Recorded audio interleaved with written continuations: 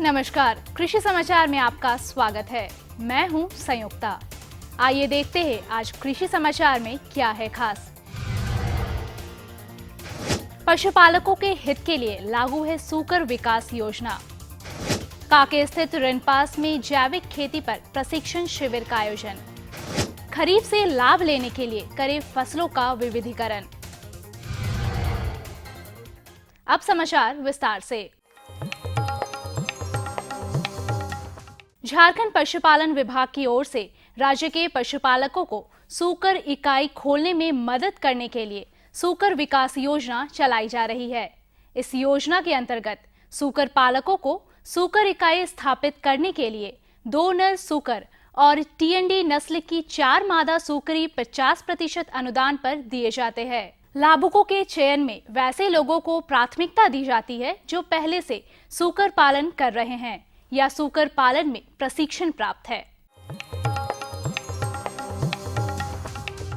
कांके स्थित रिनपास सभागार में झारखंड जैविक कृषि प्राधिकार की ओर से 1 दिवसीय प्रशिक्षण शिविर का आयोजन किया गया। इसमें जैविक मिशन, राज्य बागबानी मिशन से जुड़ी संस्थाओं ने हिस्सा लिया।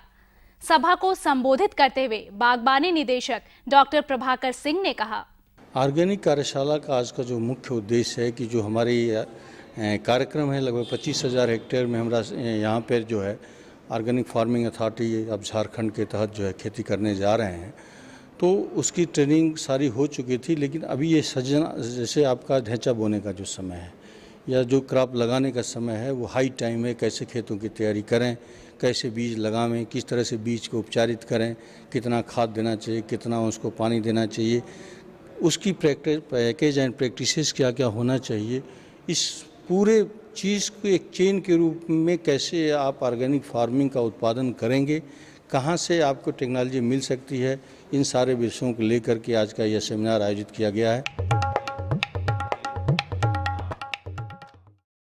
खरीफ मौसम से अधिक लाभ लेने के लिए किसान धान के अलावे मक्का, दलहन और सब्जी फसल भी लगाए। साथ ही जिन फसलों के उन्नत किस्में लगाना चाहते हैं, उसका इंतजाम मौसम शुरू होने से पहले ही कर ले।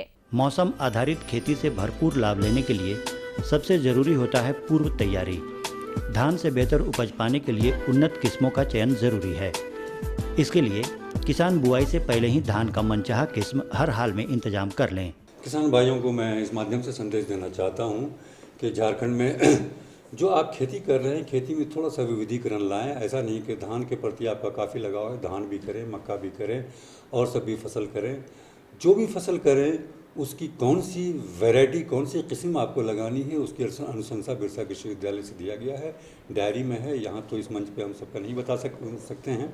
तो वो किस्मों का आप इंतज़ाम अभी से कर लें। कभी कभी ऐसा होता है कि आपने सोच लिया है कि फलां खेत में धान लगाएंगे और फलां खेत में मक्का लगाएंगे, धान के वंदना किस्म लगाएंगे, मक्का का स्वान लगाएंगे या HQPM लगाएंगे, और बुआई के समय आपको वो किस्म मिल नहीं रहा है, तो आप वहाँ पे आपकी मजबूरी हो जाएगी कि कोई भी लोकल वैरायटी आप लगा देंगे, उससे उपज कम होगी। इसलिए ज़रूरी है वैज्ञानिक पद्धति से अगर खेती कर रहे हैं तो किस्मों का चयन सही तरीके से करें।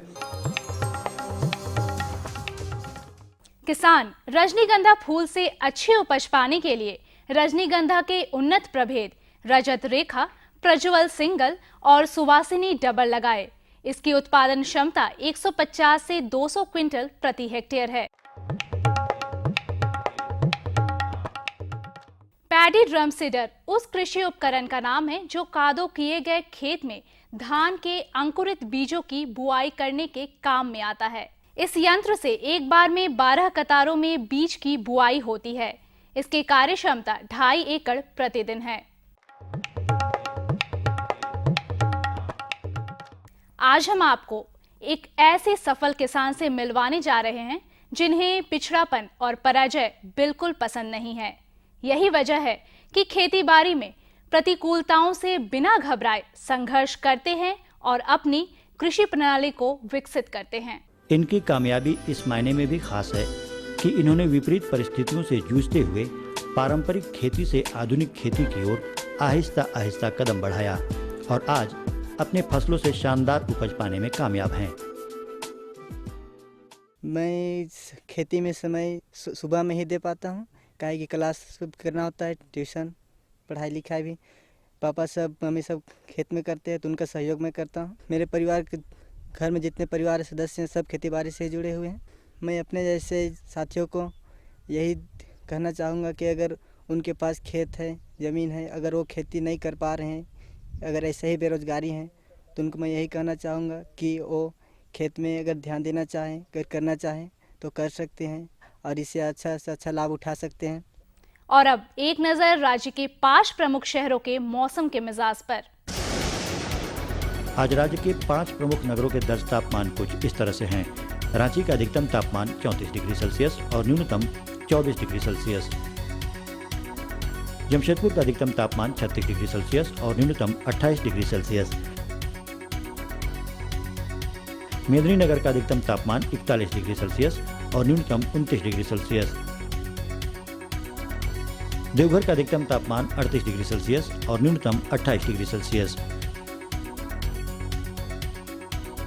धनबाद का अधिकतम तापमान 38 डिग्री सेल्सियस और न्यूनतम 29 डिग्री सेल्सियस।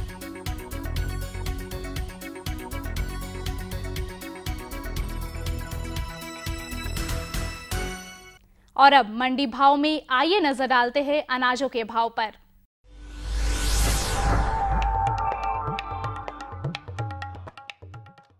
आज कृषि उत्पाद बाजार समिति पंडरा रांची में दर्ज किए गए विभिन्न खजानों के थोक भाव कुछ इस प्रकार हैं।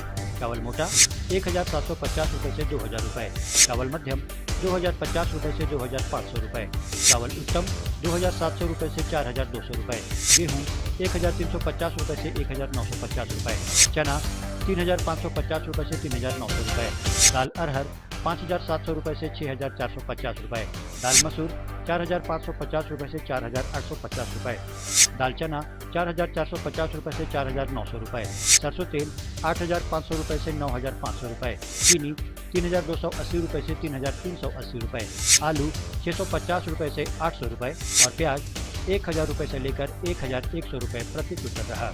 कृषि समाचार में आज इतना ही। अगले दिन अगले अंक में फिर मुलाकात होगी कुछ ताजा तरीन खबरों के साथ। तब तक के लिए दीजिए इजाजत। नमस्कार। जोहार।